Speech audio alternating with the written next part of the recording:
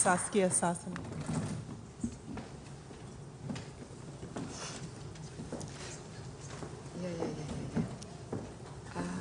What do we do here? Oh my God.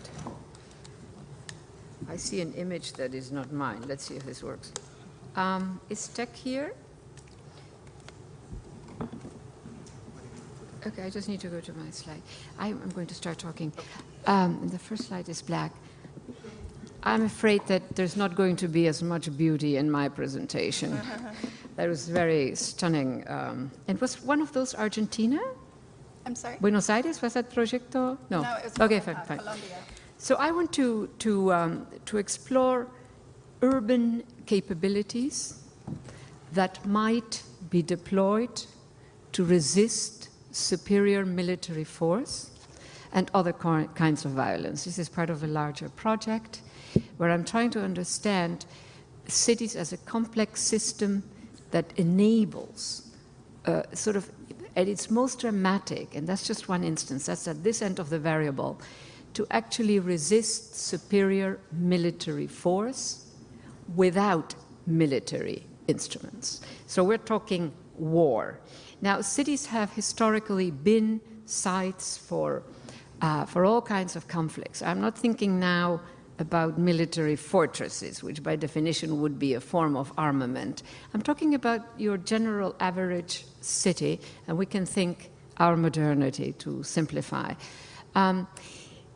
But while they have been sites for conflict, they have also had sort of an I would say that the DNA of cities is one that wants to triage conflict through the civic, through commerce. It doesn't always succeed, but very often it does. In contrast, it is in the DNA of the national modern state, and I'm just confining myself to the modern state, when confronted with conflict, challenges, easily to militarize conflict. So I think that that is a bit of an exaggerated contrast, but I want to use that to frame my brief comments, and I will be very brief.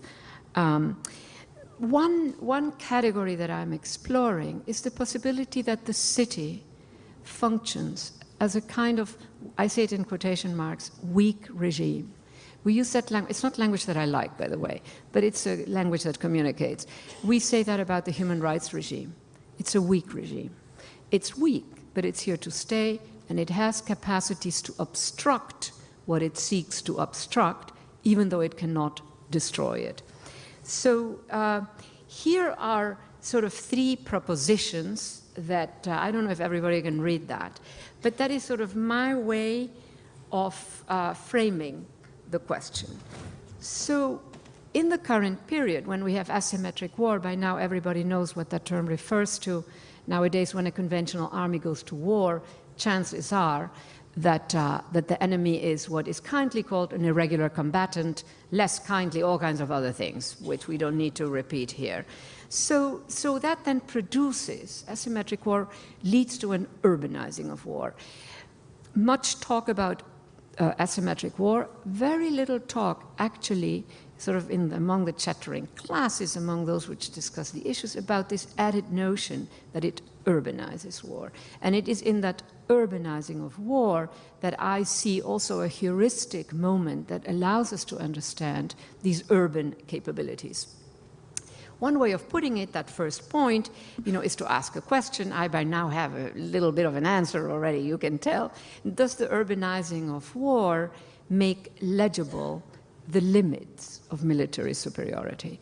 When I said that I'm interested in understanding whether the city functions as a sort of weak regime, one way of putting it is that it actually makes visible the limits of military superiority.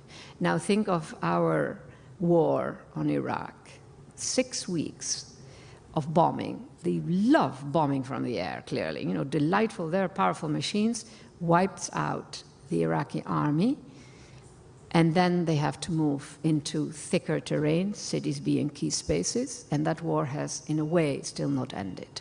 So that is a way, I think, of illustrating that the city, or let me backtrack here and say, when war is urbanized, it makes visible the limits of this superior military force.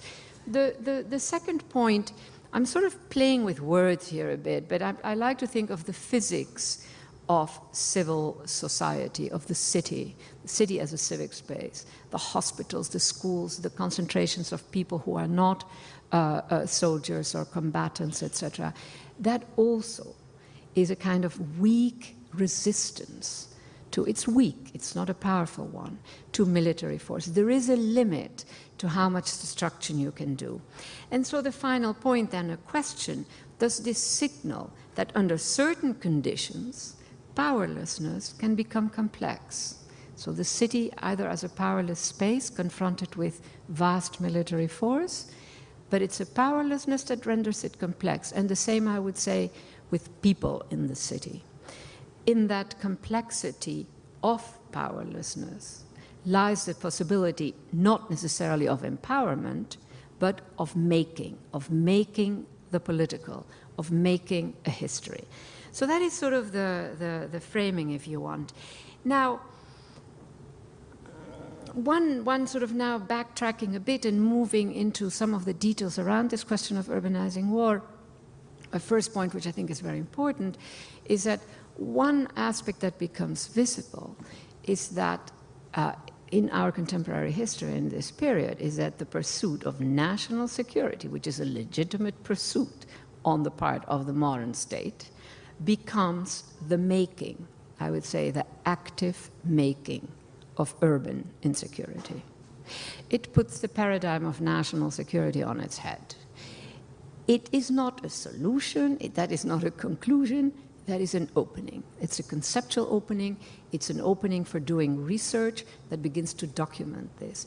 It is not a full rejection of that paradigm of national security, but it puts it a little on its head. It unsettles it. It makes it an unstable meaning. And in that then lies the possibility, of pursuing a few other aspects. Second, urban space has a capacity to make the aggressive presence of a conventional army into a terrorizing presence. It doesn't be long. When you have big tanks, etc., in cities, there is something that is not right. That is a power of speech, in a way. If urban space has the capacity to marking military apparel, heavy military apparel, in that way, that is a power. It's a weak power. It's the power of speech, however. Final point, this, it seems to me, these issues can hold even when the purpose of that military deployment in urban space is peacekeeping, which it often at least has that name. Whether it is, in fact, who knows. I do think it's a bit, I say here, a dubious proposition. Now, for instance, we had these images of Marines, which are, by the way, mostly very decent people. So this is not about them. This is about the subject that they become in that setting. And the Marines, of course, are like an assemblage of machineries, of tools, of armaments, etc. A huge visual event, giving out lollipops to children in the cities of Iraq, I guess, Baghdad. These were famous, iconic images.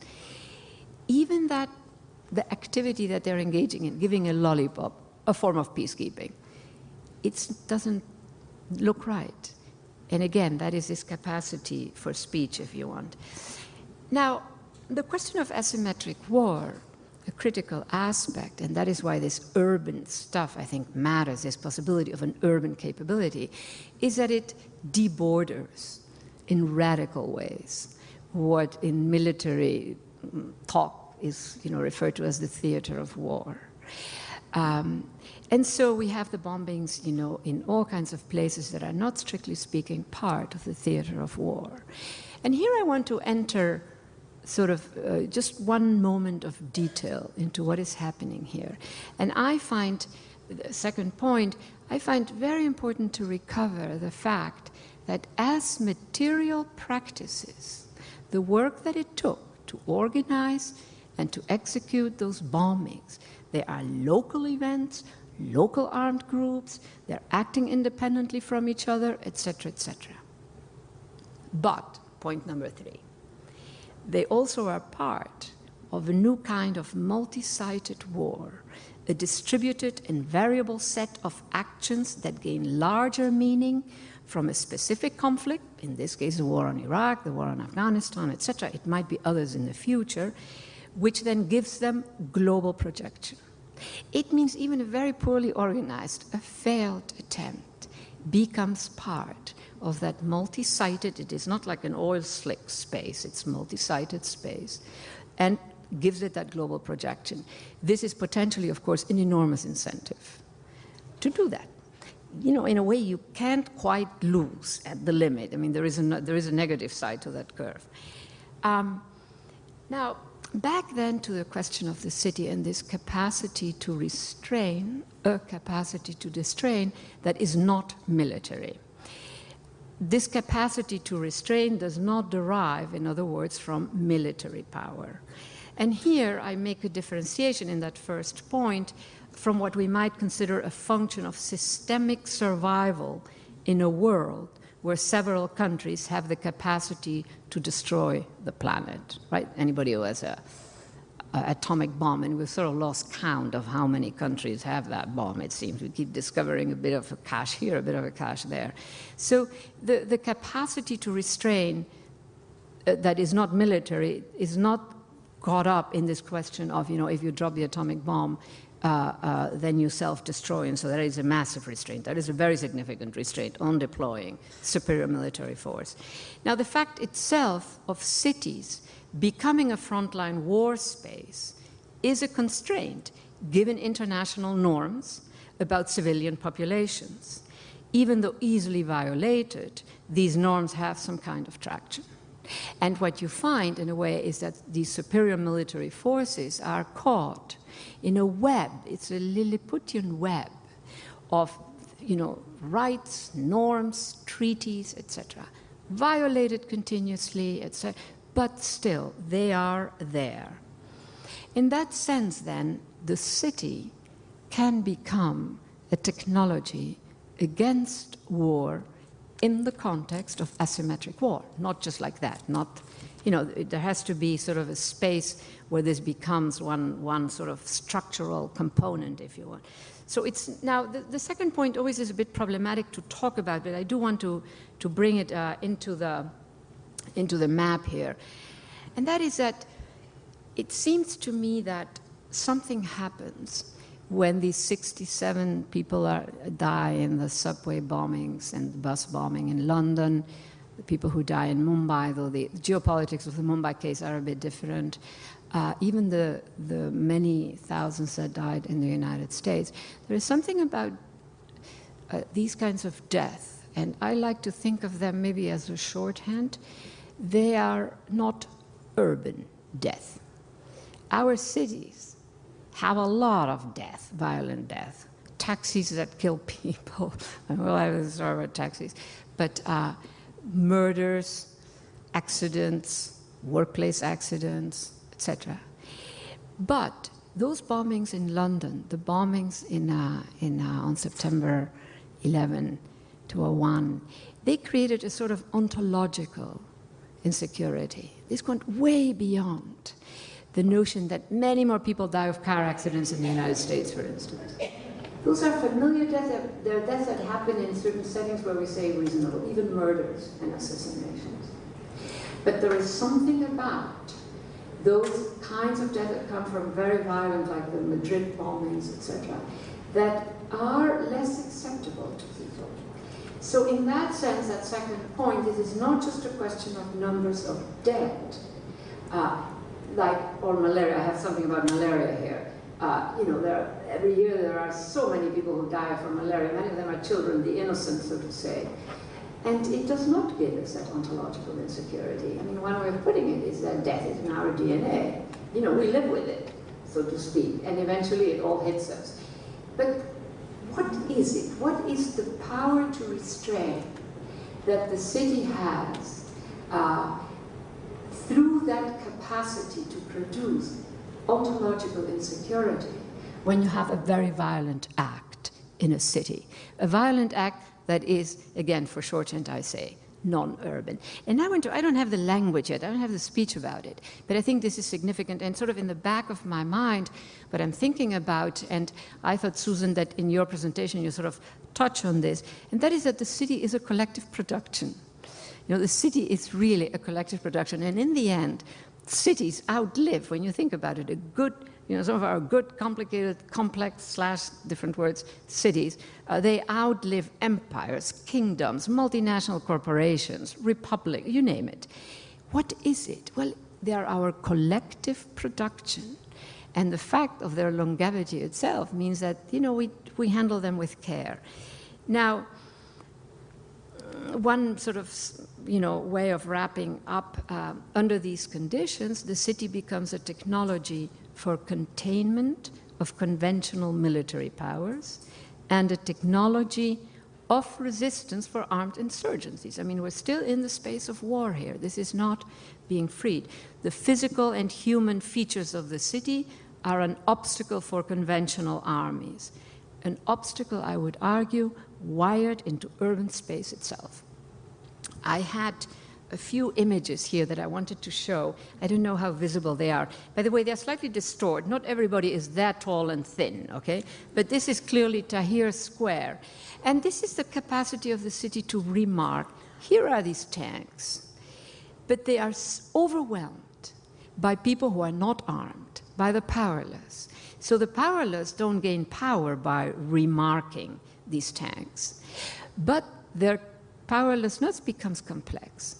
This is very difficult to achieve in the standard conventional theater of war or in some sort of rural space or in a village. You need the multitude. This is extraordinary, these images. I mean, you know, they come from, they are from the earlier phase of Tahrir. You recognize them. But people preaching, and we know that often the other religions like Christians, etc., protected, the Muslims stood around while the Muslims had their prayers, the tanks in there. This is a capacity, and I don't want to lose it. Again, I repeat, it's a way of thinking about it is that it is a weak form of speech, but it is speech.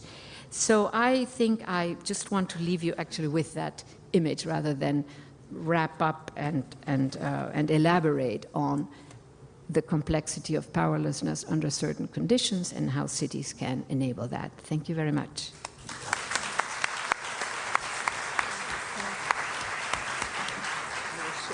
Ariella Hazulay.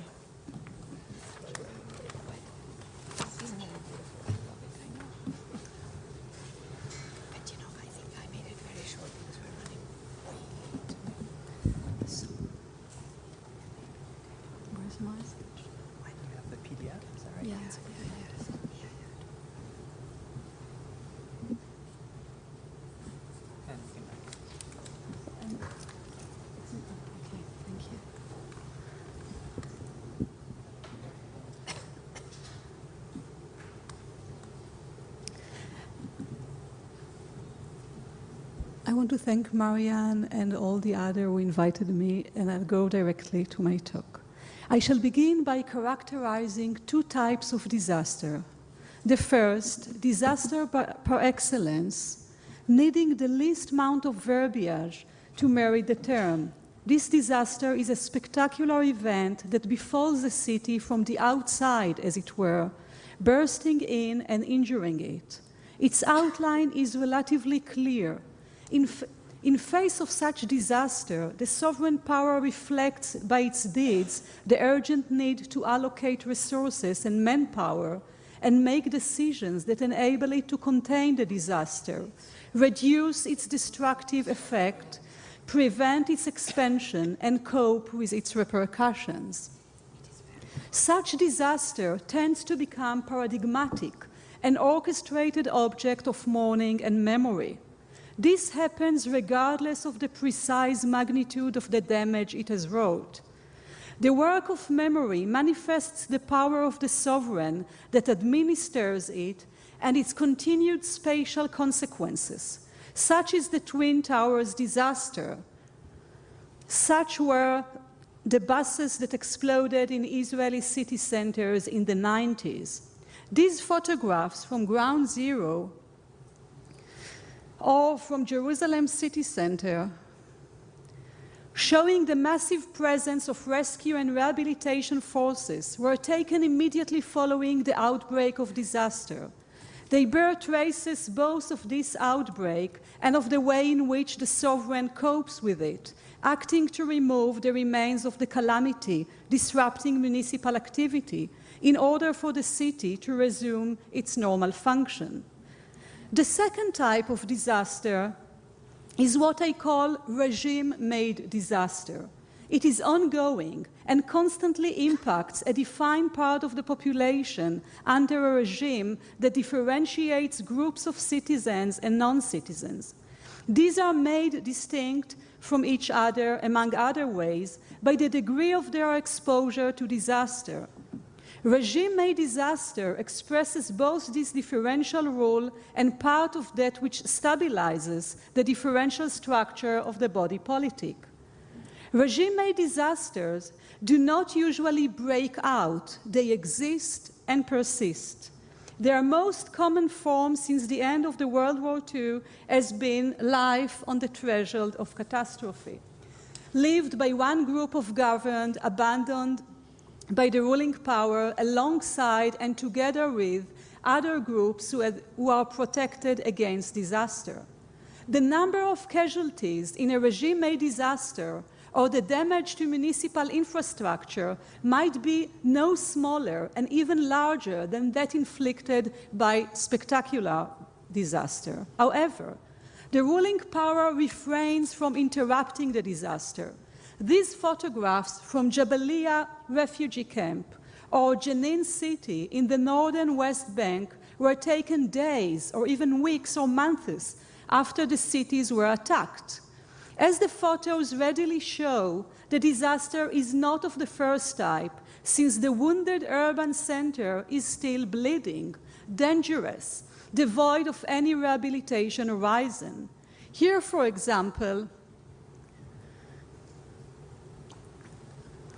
Israel forbade the reconstruction of the emptied area of the center of Jenin, leaving routes open for the movement of tanks in the next round of attack. A term such as spatiocide, coined by Sari Hanefi, or urbicide, used by Marshall Berman regarding Sarajevo, or by Stefan Graham, later applied to Palestine, as well as the expression threshold of catastrophe that I have used myself referring to Palestine, all indicate the systematic nature of the destruction and the way in which it prevents the impacted population from rehabilitating its urban space. These terms are efficacious, making visible the manifestation of a chronic disaster that prevents the outbreak of an ultimate disaster, one that could no longer be denied as such. Such an outburst threats to challenge the discourse of the ruling power. The latter attempts to obfuscate its own disaster-generating deeds and remain outside them. When disaster breaks out and wounds space, the inhabitants of Jenin or Gaza, certainly those living within and around the rime of the wound, are the first immediate victims who must be regarded as such on every level and aspect. Thus, too, the theoretical thought conceptualizing this injury expresses the urgency of focusing on them, no less than the humanitarian forces sent to assist them.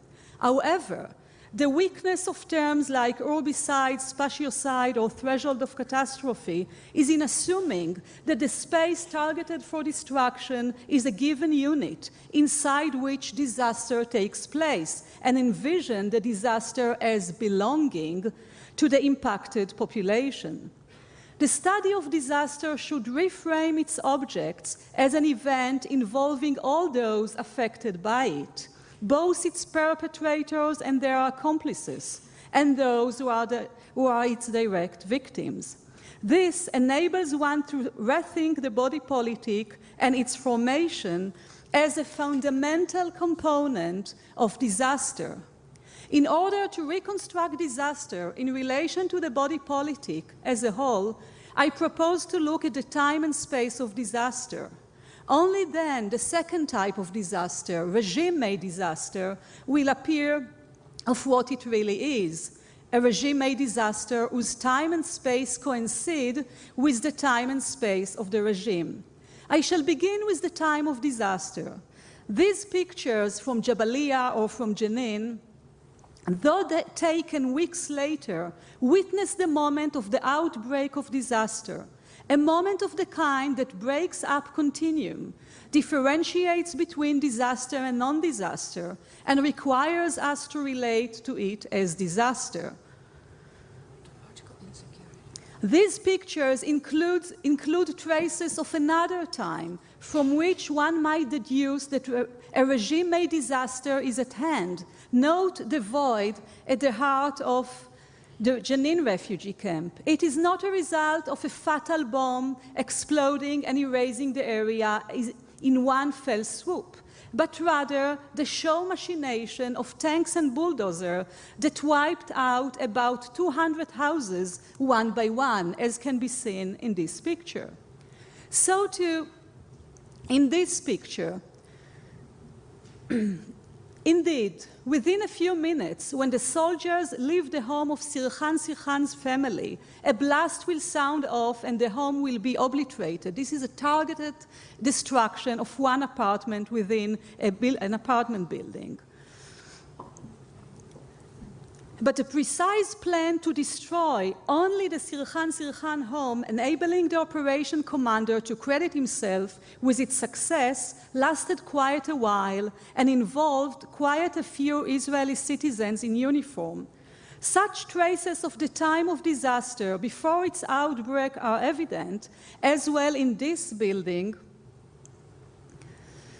whose collapse as a result of bombing from the air was preceded by months of attrition fire until its dwellers evacuated it. Or here in Jerusalem, long hours of slow, calculating nibbling at the shell of the house until it turned into a pile of gravel. And the authorities tallied another act of law enforcement. The time required for the fabrication of an outbreak is part and parcel of regime-made disaster, and evidence that it lacks the crucial component of disaster of the first type, where the duty to contend with this kind of disaster is presented as totally uncontroversial. Here, in the case of the second kind of disaster, not only do the inhabitants lack any means or capacity to halt the spread of disaster, they are also the captive audience of the spectacle of ongoing disaster and its expanding damage. Under regime-made disaster, they witness disaster happening in front of their very eyes while sharing the space with those who do not regard the goings-on as disaster at all, or at the most, at times, see it as a disaster only from the point of view of the victims, a matter for humanitarian organizations called upon to contain the damages and yet leave things on the threshold of catastrophe.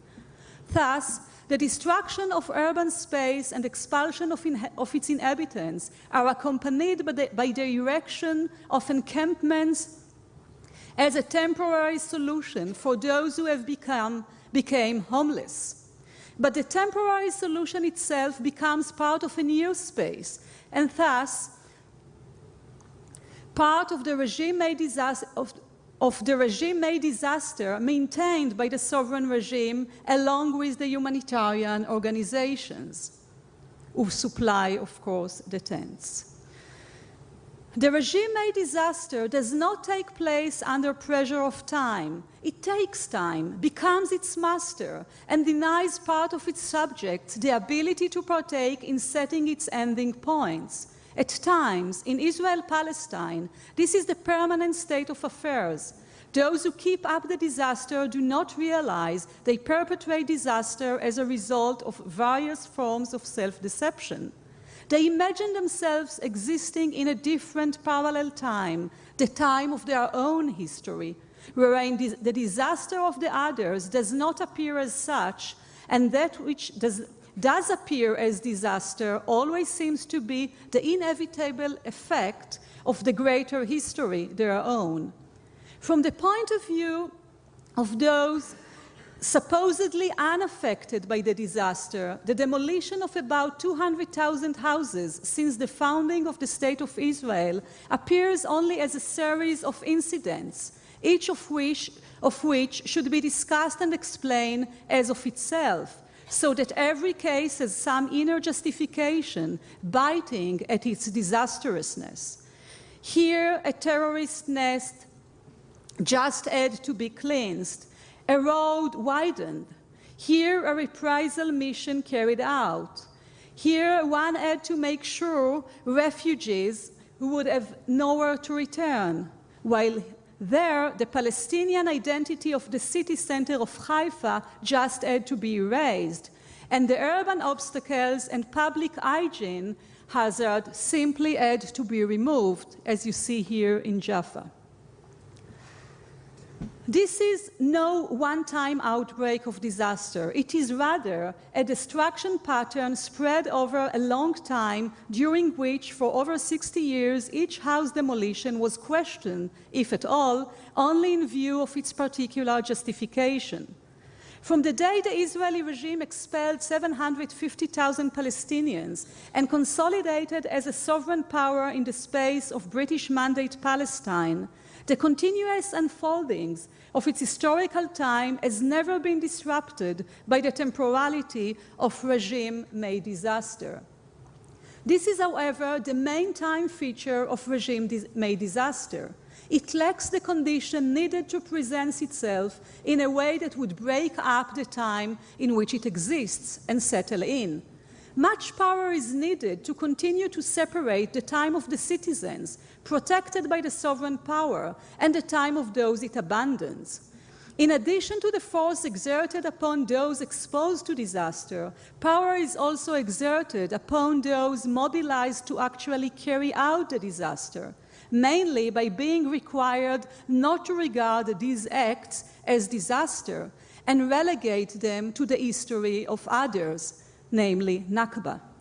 Time enables one to uphold the great lie of the national subject as having a time of its own, separate from others, the existence of Israeli time versus Palestinian time.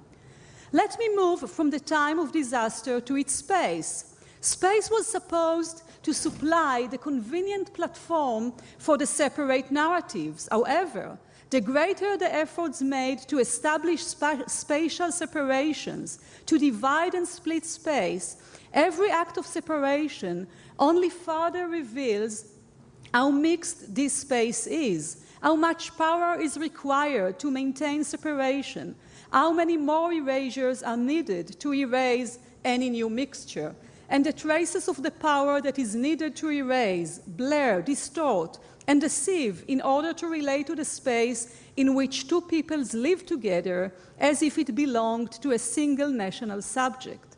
Here is the fantasy: total separation and isolation created by the Israeli regime as a picture of reality. Palestinians are, of course, behind the wall. And here is a piece of reality whose complexity exceeds imagination. Note how the wall winds. You can see it all over the picture. How it winds like a snake, creating more and more points of friction anywhere it passes. However, where disaster is concerned, the fantasy of separation persists as reality. It does separate the few Israeli who see disaster for what it is from all the rest. For those few, disaster is an irreducible part of their country. It is theirs no less than the Palestinians, even if the Palestinians are the ones who continue to pay its full price. Here is a photo from my neighborhood in Tel Aviv. Until the State of Israel was founded, the Palestinian village of Sumail was contained as a part of urban Tel Aviv. A view from the air shows hardly a trace of it, except topographically. A hill overlooking this hill, a hill overlooking its surroundings. Even a closer look without any preliminary knowledge or explicit intent to recognize expulsion, destruction, and disposition of the Palestinians, and the exercise of such violence to Judaize space through disaster, these remains might appear to belong to an ancient layer of the city, scattered here and there throughout vibrant urban space. Note here the remain of the Palestinian house. In rather rare tours organized by Zochrot, an NGO working against the erasure of 1948 expulsion from Israeli consciousness, Israelis who have been educated not to recognize the disaster inscribed in the remains hear about it from a Palestinian who was evicted from his Sumail home. You can see him here in the middle. They learn to recognize the ways disaster is deployed in space, to identify themselves as a part of the disaster, a part of that which preserves the disaster at the heart of the city as an unrecognized one. Gradually, the disaster revealed to them ceased to be one that belongs to others or a past event. The fact that Israelis do not recognize it, nor its dire urgency, should not be understood anymore as an epistemological matter, but as a part of the ontology of disaster, of regime-made disaster. Recognizing disaster is not just an epistemological question, but a part of the actual formation of disaster, of its ontology. The differentiation of Israeli Jews from the Palestinians in the extent of their exposure to disaster, in the unexercised ability to recognize it, in the unexerted power to authorize the ruling power to put an end to it, is the substance of which regime-made disaster is made. Let us view this picture taken on May 15, 63 years after the expulsion. From the point of view of the sovereign state, soldiers here are seen standing at its borders and preventing its invasion by aliens. This point of view is rooted in a whole discourse and in the objective space replete with separation walls. All these do not enable one to see those standing at the border as anything but invaders, threatening the state's sovereignty. And you can see them here, how they are treated as invaders, of course. Immediately after they were expelled in 1948, the Palestinians began to demand their return. They have not desisted since. But in the field of vision shaped by the state along its borders, they are seen as infiltrators, invaders, or terrorists.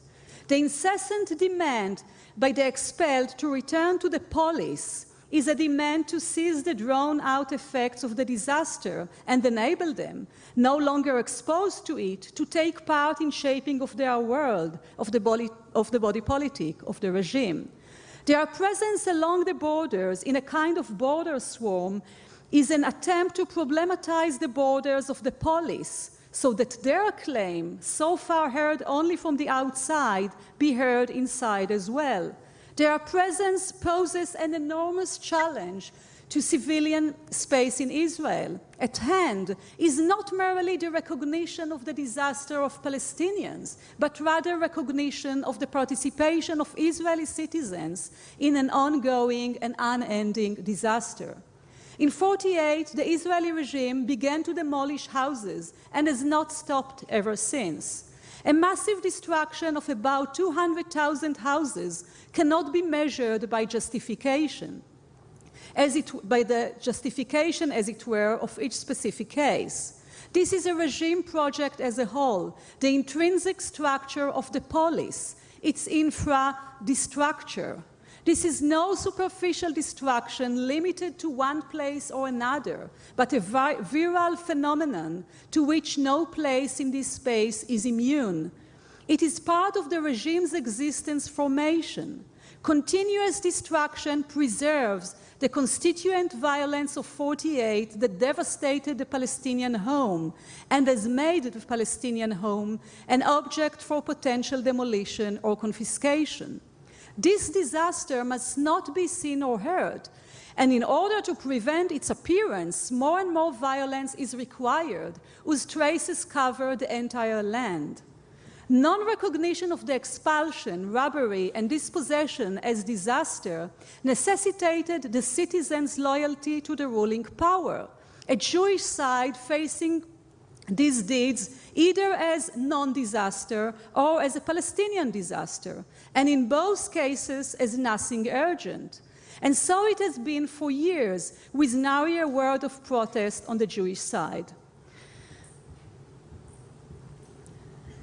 The Arab Spring of 2011 has not passed Israel by. Indeed, when it arrived at the streets of Tel Aviv, the Palestinian disaster was not a central issue.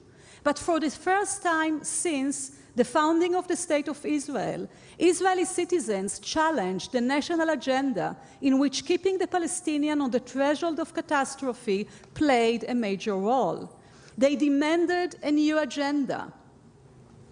It broke down into numerous demands, but in every single encampment all over Israel, one major principle was heard: heterogeneous claims and total rejection of any exclusionary claim. One tent in the middle of Tel Aviv, a Tel Aviv Rothschild Boulevard, erected by Jews and Palestinians, was named Tent 48. Talk of the disaster going on ever since has spread from this tent all along and across public space. Israeli citizens chose the tent as a kind of statement, an énoncé, addressing the ruling power. By this, they inadvertently retrieved and replicated the state's practice of oppressing and controlling the Palestinian population since 1948. For the Israeli regime, the tent became the natural home of a Palestinian, their predicament, their very existence.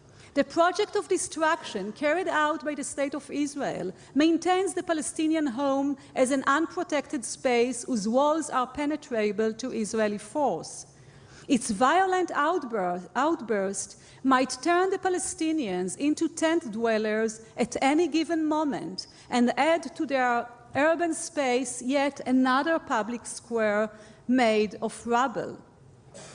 And now, citizens use this tent voluntarily, challenging the political system. Among other things, they demand recognition of the regime-made disaster that has been going since its foundation in 1948, destroying landscape and environments, injuring cities and villages, invading and distorting public and private spaces of the governed population. The civil framework of analysis I am proposing here enables us to identify in time and space the continuity of the heterogeneous claims regarding the public and private space articulated through the encampments in the context of the civil awakening in Israel's streets on the one hand, and the swarm of demonstrators on its borders on the other hand.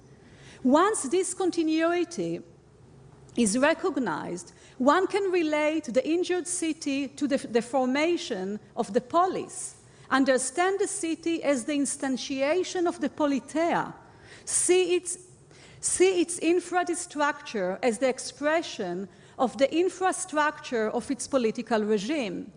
In the Israeli context, then, the discussion of injured cities must deal with the deformed polis, for there is hardly any injured Israeli city whose injury is not an effect of a deformed body politic and the naturalization of the regime-made disaster that is shaping it continuously.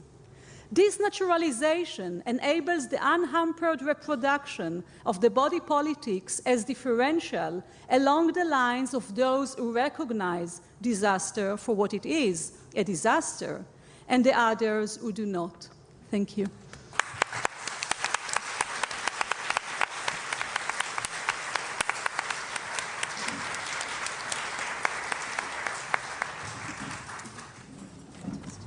Those were all three amazing papers. So I just want to open it up for questions.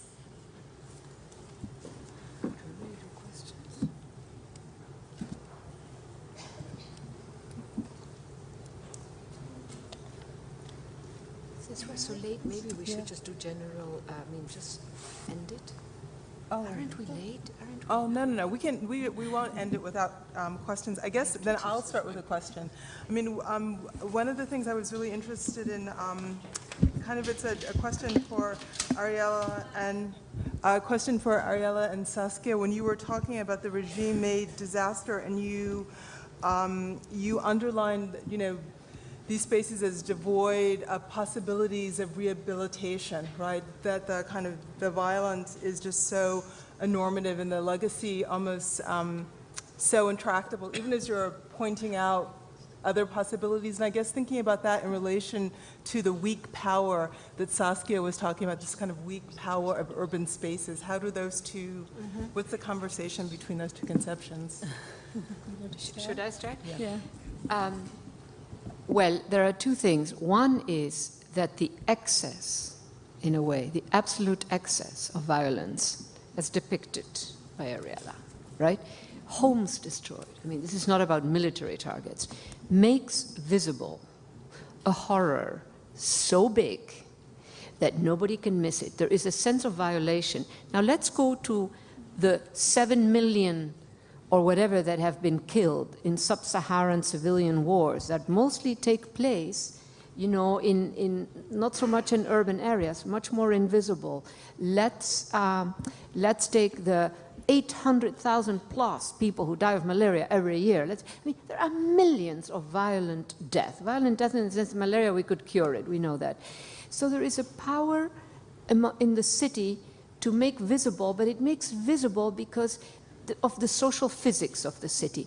Their homes, their schools, their people, their families, It is not a militarized setting. And so in that sense, that is what I would say. And there is speech in that, as I kept saying.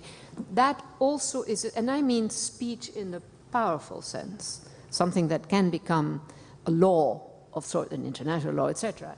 So I think that is in there too. I mean, have I explained or not? Yeah, and I know, Ariella, do you want to respond? Yeah, I see a lot of similarities between Saskia's talk and mine, conceptually and even more than that, potentially, I would say.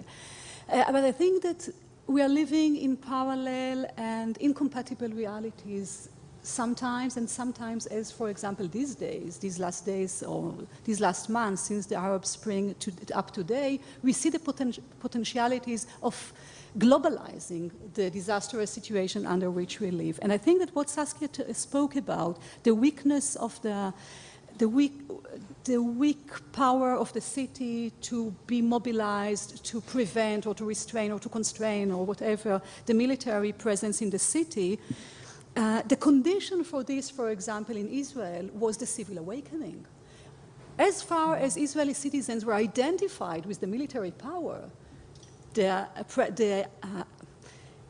unbearable presence of soldiers in the urban Palestinian spaces was not perceived as atrocious. So I think that what we start to see in Israel in the last months, in the last summer, first of all, the fact that it was influenced by the Arab Spring and not by the sources of influences that Israel prefer to have usually, which is American, and we see the reinforcement of security, etc. So being influenced by the Arab Spring is a kind of saying no to the Israeli regime. And they don't even have to say no and saying we are against the occupation. It's enough to say no to the Israeli regime and to understand that the Israeli regime oppressed Palestinians, but it oppressed Israelis as they became perpetrators since 1948.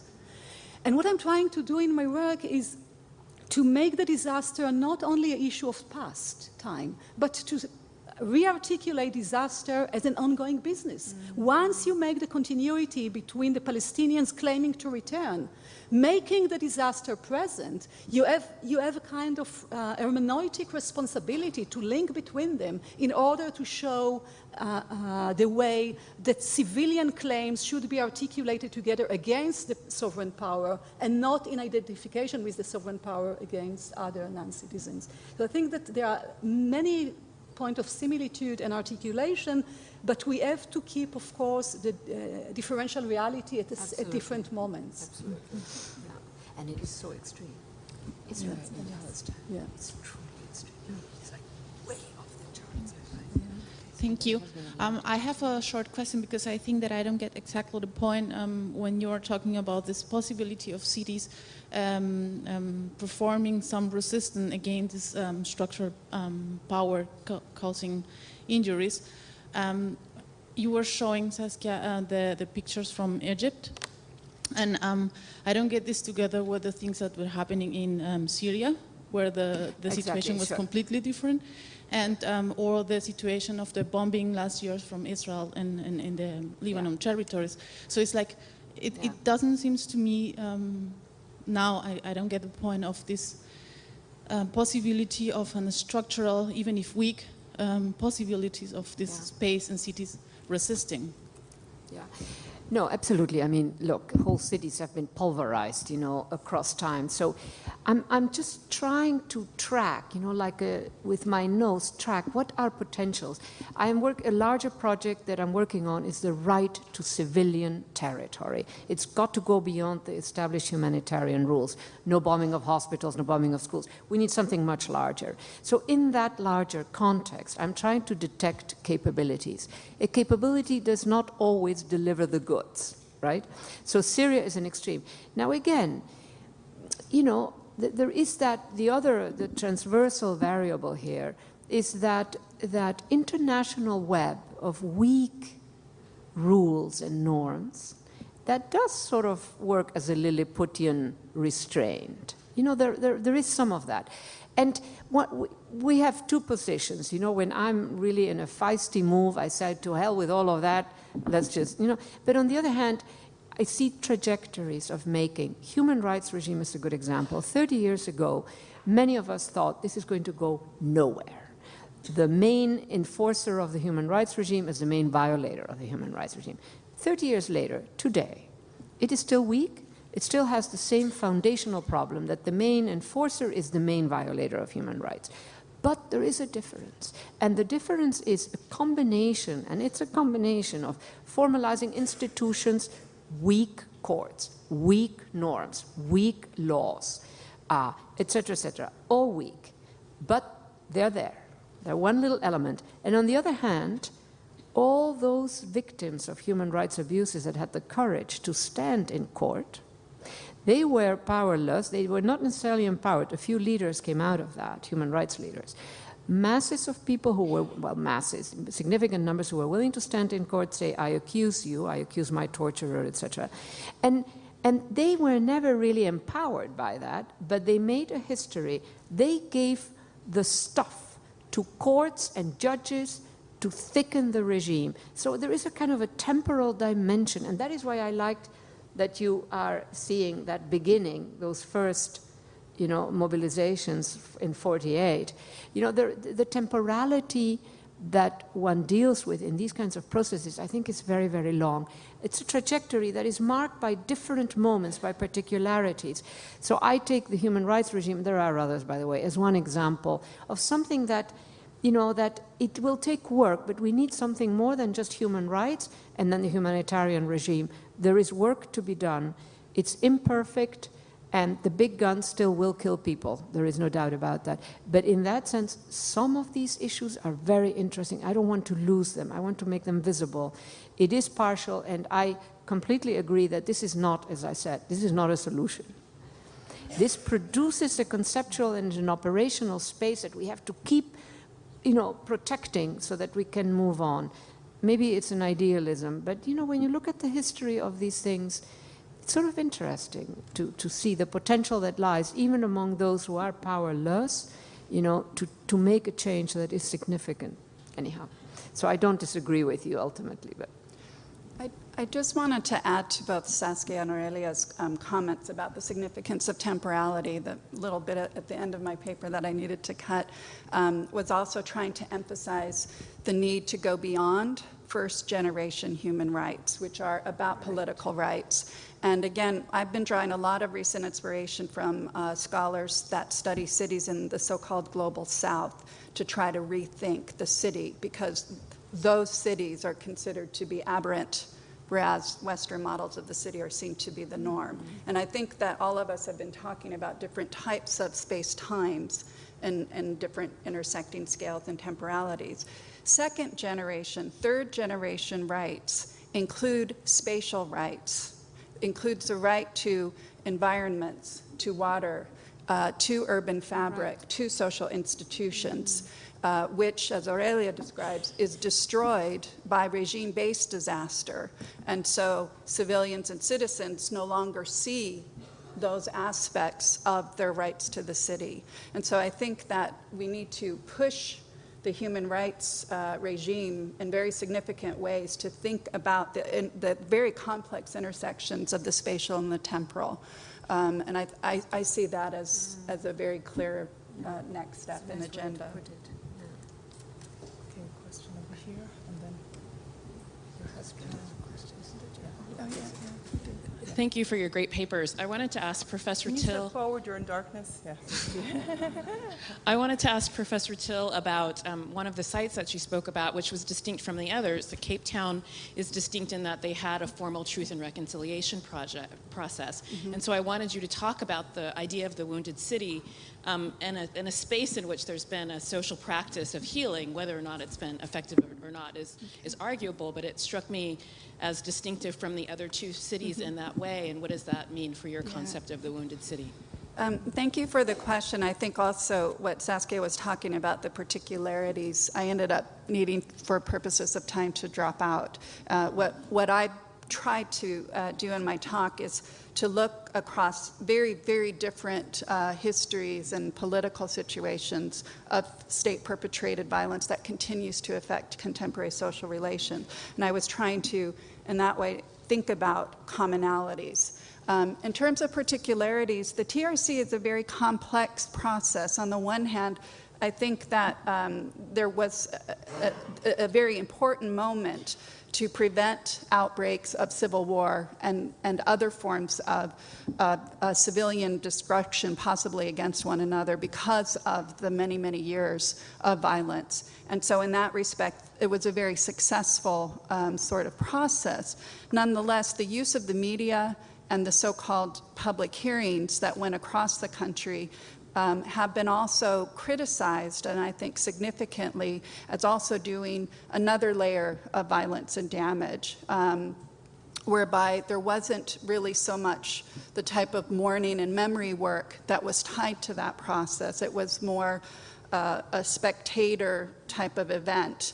Now, I have to say that this interpretation has been contested by a number of scholars, but I do like the understanding of thinking about the so-called unfinished business of the TRC. And this is where I think organizations like the District 6 Museum and other citizen activist groups and community-based groups are offering significant contributions.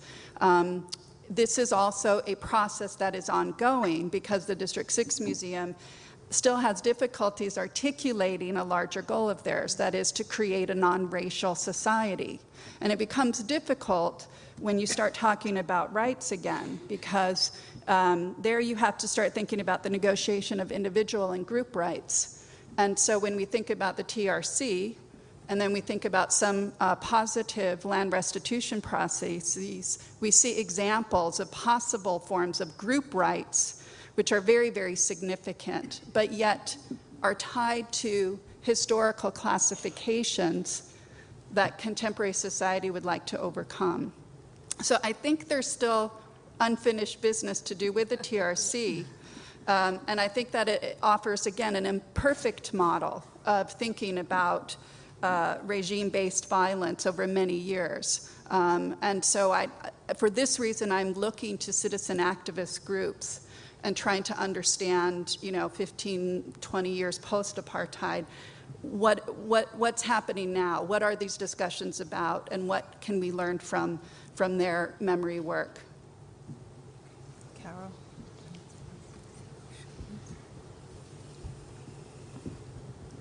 Again, thank you for 3 fantastic papers. But I had a question. It's sort of, when I was listening to Saskia's paper, it reminded me, in terms of the restraint that cities construct, or exhibit of Joseph Roach's arguments in Cities of the Dead, and especially his concept of cities as memory ports, in which the cities actually embody the points of both violence and possibly of resistance. And I'm thinking also of that in terms of Ariela's paper, where Roach points out that in New Orleans, the site of the largest slave market then became the site of the prostitution area, Storytown, then became the site of the Superdome, and then became the site of Katrina's pointed tragedy. But in listening to Ariela's paper, I was thinking you can then go back and make these memories the point of the beginning of resistance. And I was wondering if you had worked at all with any of his work in that book.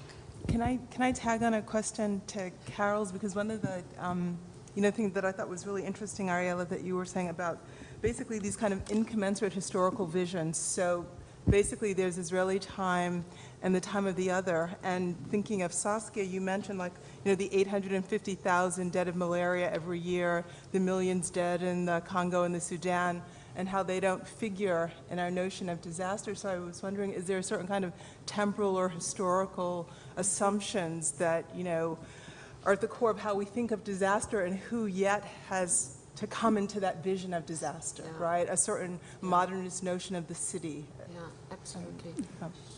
Should I go first? Well, let me begin with your notion of spaces, that contain long histories. And in fact, among urbanists, there is this notion that the terrain vague, in a setting where a city is undergoing dynamic reconstruction, you still have these empty spaces. In New York, we tend to transform them into little urban farms. They may be little, etc. But that these terrain vagues are precisely the spaces where your average, schlep of a citizen, so to say, we're not talking, poets, and feels that that person can connect, she can connect to the city through that empty space, because the rest of the city is so invaded with new structures. It's a certain kind of city I'm talking about. And I think that is very interesting, that it is that empty, forgotten, what we would in Spanish call terreno baldío. I don't know if that translates at all to anybody who doesn't speak Spanish, but but it's not an attractive space. It's a space that is sort of a forgotten, abandoned space. That is the space where a connection can happen with many, many of the residents of that city, whereas the rest, shiny, new, not. And that, of course, is some very modest and elementary instance of what you are describing in that trajectory. But what was her name? A wonderful urbanist. She wrote this book about what are these trajectories, what are the older histories of a given site, like a parking lot in Los Angeles. Hayden, what is her name? Dolores Hayden. Dolores Hayden, exactly. Yeah. This parking lot in LA, and she goes beneath it. Or the excavations in Central Park, right? That African American community, etc. So that is one aspect. Now, what you are,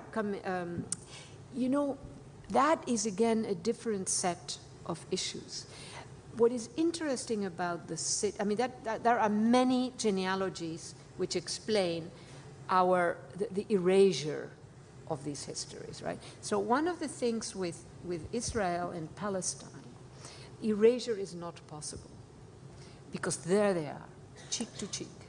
And and so whereas the Congo, the people who die of malaria, a kind of erasure from the perspective of power can happen, you see, and I find that very problematic. I've always fought against that. Now, I think that the city in that sense is interesting, because a city is a space of enormous diversities. And when you begin to really work a city, like this city has 70 nationalities or something like that, you know what? Some of those groups do connect with what has been erased from mainstream accounts, or forgotten, or relegated to some sort of, the domain of experts or whatever. We need to do that work. It's a parallel work to what she was bringing up. These are other genealogies. They may not be long memories, but they are genealogies. And so a good, complex, messy, anarchic city actually gives you filières, into so many And that is just one mode. I mean, I would say the same thing about a city like Lagos, you know, which is a destination, or Johannesburg, which is a destination for people from the whole of Africa besides. So that is another way of thinking the city in a way. Yeah, I would like to try to reply also to this question and continue with Saida, what you asked, and Saskia, what you said about it. I would think my work outside of the discourse of memory, because I think that where memory is erased brutally, we are not dealing only with memory. We are not dealing only with taking out of oblivion forgotten past. What I'm trying to do in the case of Israel-Palestine is to create a new surface of appearance, through which the past is not a Palestinian past. The Nakba is not a Palestinian issue. The Nakba is a Jewish-Palestinian issue. And the Nakba is not an event from the past. The Nakba is still there. So I would not speak in relation to Israel-Palestine with notions of memory, although I acknowledge, of course, the importance of memory. I think without the work of Zochot, which means remembering in the feminine form, without the work of Zochot 10 years ago, we would not have the beginning of a memory in order to reshape the political understanding of our regime. So memory is important, but memory is not an aim. Memory is one of the aspects of the work.